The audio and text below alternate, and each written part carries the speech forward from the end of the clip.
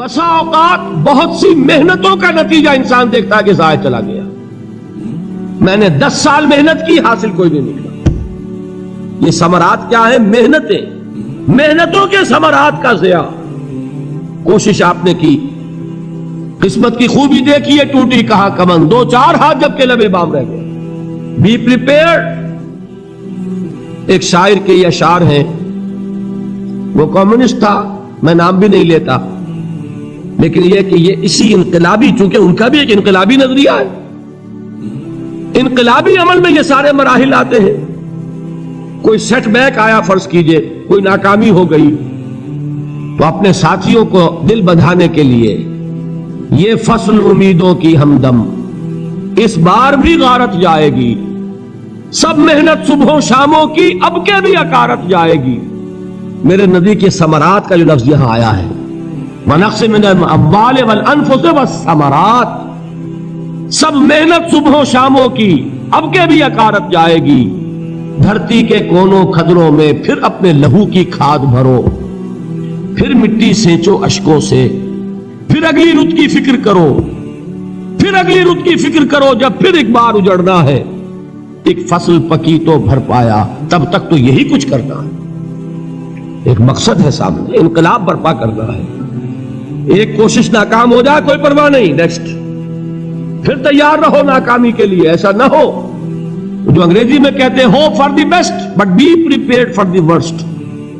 ایسا نہ ہو کہ دوسری مرتبہ ناکام ہو کے بددل ہو جاؤ، تمہاری ہمتیں جواب دے جائیں. نہیں، پہلے سے تیار رہو کہ دوسری مرتبہ بھی ناکامی آئے تو آئے، لیکن جب تک کہ کامیابی حاصل نہیں ہوتی ہمیں یہ کام کیے چلے جائیں. دیکھیے سیرت میں آیا کہ نہیں یہ واقعہ؟ بدر میں مسلمانوں کو فتح ہوئی تو احد میں زک پہنچی کہ نہیں؟ 70 صحابہ شہید ہوئے کہ نہیں؟ اگر ان کی ہمتیں جواب دے جاتی تو گاڑی کیسے چلتی آگے؟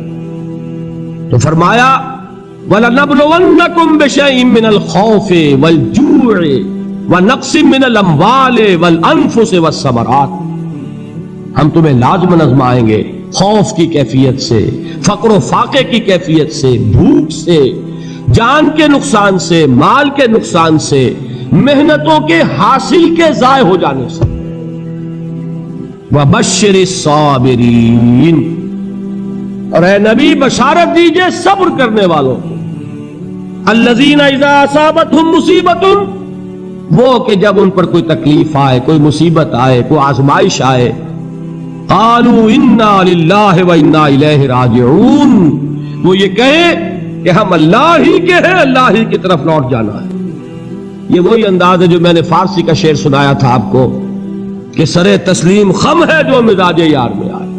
وہ ہمارا مولا ہے، ہمارا آقا ہے، اگر اسے یہی منظور ہے تو ہمیں بھی یہی منظور ہے.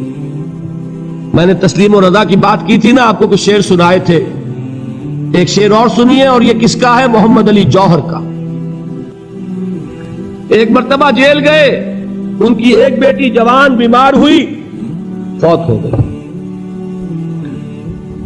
باہر چھوڑا انگریز نے، جاؤ بھائی دفن کر دو بیٹی کو. دوسری مرتبہ جیل گئے، دوسری جوان بیٹی اسی مرض میں مبتلا ہوئی.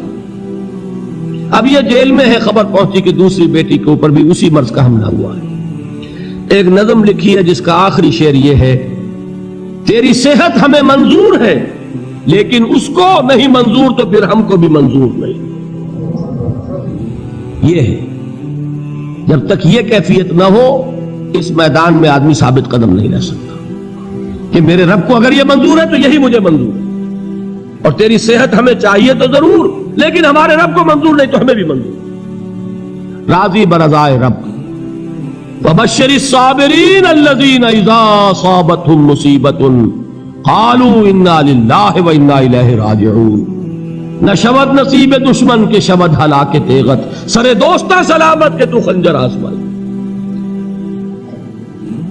اولئک علیہم صلوات من ربہم ورحمہ، یہی ہے وہ لوگ جن پر ان کے رب کی طرف سے عنایتیں ہیں اور رحمتیں ہیں. وَأُولَٰئِكَ هُمُ الْمُهْتَدُونَ، اور یہی ہے وہ لوگ جو کامیاب ہونے والے ہیں، ہدایت پانے والے، ہدایت یافتہ. اسی سورہ بقرہ میں ذرا آگے چل کر، یہ تو ہے 20واں رکوع، 19واں رکوع. 21ویں رکوع کی پہلی آیت ہے لیس البر ان تولوا وجوهکم قبل المشرق والمغرب ولكن البر من آمن بالله واليوم الآخر والملائكة والكتاب والنبيين وآتى المال على حبه ذوي القربى واليتامى والمساكين وابن السبيل والسائلين وفي الرقاب وأقام الصلاة وآتى الزكاة والموفون بعهدهم إذا عاهدوا والصابرين في البأساء والضراء وحين البأس. اب یہ آیت جو ہے سورۃ العصر میں جو مضامین آئے تھے سارے اس میں موجود ہیں. وہاں ایمان کا لفظ آیا, یہاں 5 ایمانیات کی تفصیل آ گئی, اعمال کی تفصیل آئی, اور آخری بات وہاں کیا ہے وتواصوا بالصبر, اور یہاں کیا ہے والصابرین فی البأساء والضراء وحین البأس. اور صبر کرنے والے, اصل نیکی ان کی ہے جو صبر کریں. کس میں؟ جنگ کے وقت. ذرائے باسائے, باسا کہتے ہیں فقر اور فاقہ. واحد آئے گا باس تو اس کے معنی جنگ, اور باسا جمع میں آئے گا تو فاقہ فقر بھوک. اور ذرائے جسمانی تکلیف, ضرر جسمانی تکلیفوں میں صبر کرنے والے, فقر اور فاقے میں صبر کرنے والے, اور جنگ کے وقت صبر کرنے والے. اولئک الذین صدقوا واولئک هم المتقون. یہ ہیں وہ لوگ جو صبر کرنے والے ہیں, یہ ہیں جو سچے ہیں, جو اپنے دعوے میں نیکی کے اور ایمان کے صادق ہیں, اور یہی وہ لوگ ہیں جو متقی.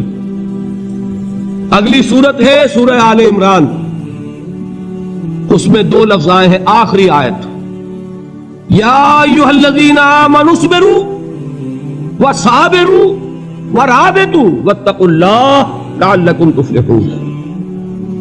دیکھیے یہاں صبر اور صابر جو تعلق جہد اور جہاد کا ہے وہی ہے صبر اور مصابرت. صبر ایک طرفہ عمل ہے, آپ جھیل رہے ہیں, برداشت کر رہے ہیں. صبر علی المعصیہ, صبر علی الطاعہ, صبر علی الابتلاء, یہ سب کیا ہے صبر. اور مصابرت کیا ہے صبر کا صبر سے مقابلہ. یہ سورہ آل عمران اب وقت نہیں ہے, میں آپ کو سناتا اللہ تعالیٰ نے کیسے کیسے مسلمانوں سے کہا, مسلمانوں تمہیں زک پہنچی ہے تو انہیں بھی تو پہنچی تھی. ان کے 70 نہیں مارے گئے تھے بدر میں, ان کے حوصلے جو ہیں وہ تو پست نہیں ہوئے, وہ اگلے سال آ گئے تم پر چڑھائی کر کے. تم کیوں اتنا برا مان رہے ہو, تمہارے دل اتنے زخمی کیوں ہو گئے؟ تمہیں تکلیف پہنچتی ہے تو انہیں بھی پہنچتی ہے. اپنی غیرت جو ہے ہمیں ذرا اس کا جائزہ لینا چاہیے. لوگ باطل نظریات کے لیے کتنی قربانیاں دے رہے ہیں, لوگ باطل چیزوں کے فروغ کے لیے کتنی محنتیں کر رہے ہیں. جیسا کہ میں نے ابھی کہا تھا, اسی غیرت کو چیلنج کرنے کے لیے, ذرا آپ کی حمیت دینی کو جوش دلانے کے لیے. قادیانی نوجوان کتنی تعداد میں اپنے آپ کو دین کے لیے وقف کرتا ہے, اور آپ کتنے نوجوان ہیں جو اپنے آپ کو دین کے لیے وقف کر رہے ہیں, اور ہوں وہ کھاتے پیتے گھرانوں کے لوگ. یہ نہیں ہے کہ اگر کوئی اور کام نہیں کر سکتا تو پھر یہ ہے کہ وہ دین کے کام میں لگ جائے. باصلاحیت لوگ, کھاتے پیتے لوگ, ذہنی استعداد رکھنے والے لوگ, اونچے گھرانوں کے لوگ, وہ وقف کریں اپنے آپ کو دین کے لیے. اس کے بغیر کیسے باہر آ جائے گی, کیسے رونق آ جائے گی؟ تو دنیا میں باطل نظریات والے جو ہیں, یہ بات کہی گئی ہے, مسلمانوں تم اگر توحید کے لیے لڑ رہے ہو, دیکھتے نہیں ابو جہل کو, اس نے گردن کٹوائی ہے شرک کے لیے, شرک کے لیے گردن کٹوائے, اور تم توحید کے لیے گردن کٹوانے کو تیار نہ ہو. اس نے گردن کٹوائی کہ نہیں کٹوائی, اور کس طرح کٹوائی ہے؟